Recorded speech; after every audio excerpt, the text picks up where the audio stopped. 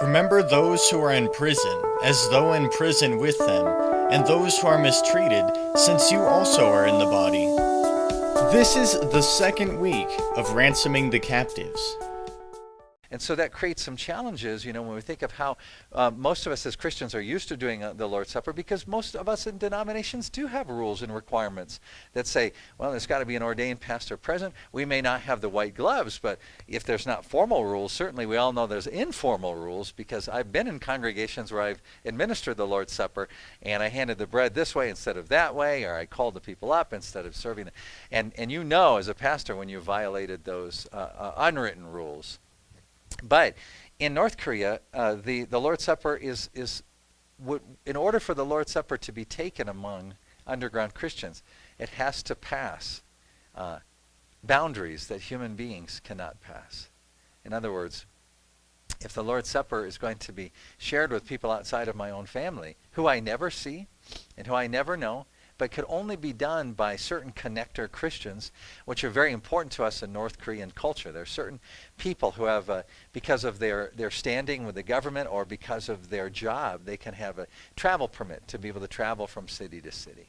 And so when I participate in communion, if I'm an underground church member in North Korea, then what the Lord's Supper represents is that Christ can go where I cannot and connect me together in worship with people whose faces I cannot see, with individuals whose identities and whose names I will never know, in order to be joined together.